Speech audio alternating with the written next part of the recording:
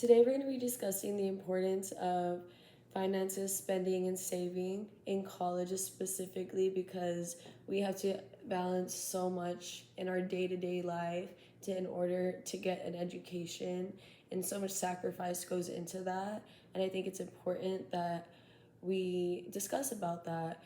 And in this video, we're going to be discussing what it's like as a student in college, working one job, two jobs, a student being able to pay bills at 19 years old and yet take 15 hours. All of that is so commendable and so important that we discuss. Most of us do go through that, and it's important to be aware on if we just saved a little bit, we would be stressing just a little bit less.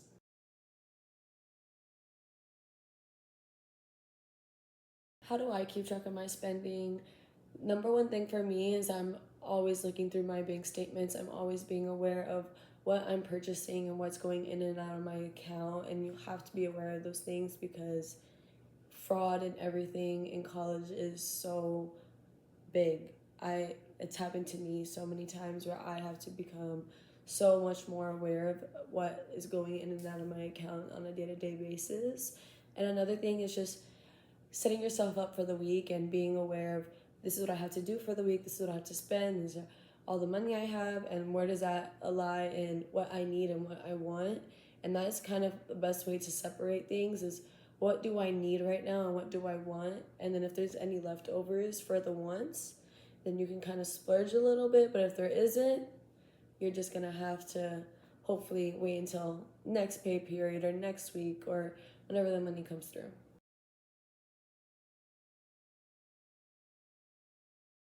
So currently I am doing a part-time job as well as doing 15 hours a week at Texas State. And one way I think I manage this the best is just getting my work done before going to work.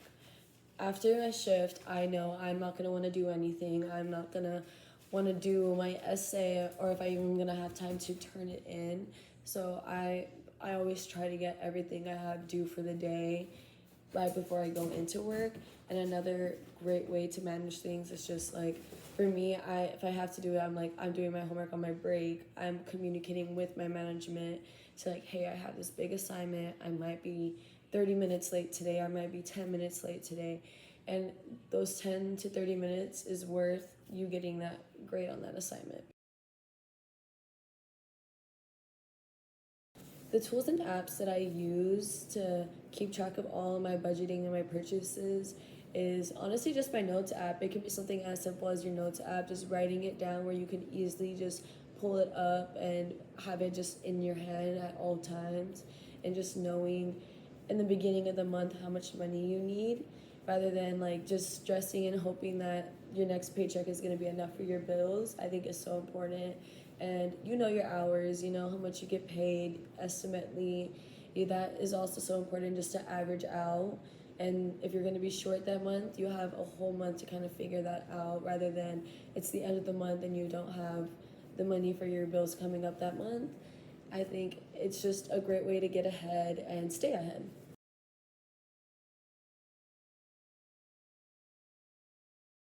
Tips that I have for saving money on just textbooks, housings, and other expenses.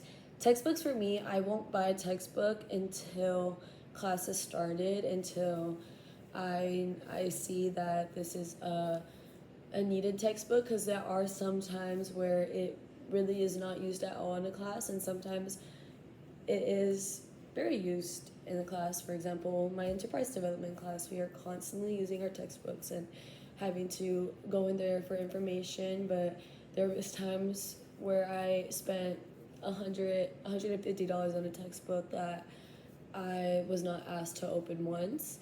So I think it's so important to just wait for that first week to kind of go by, and then you realize like, okay, the textbook is pretty mandatory in this class. Let me go and purchase it.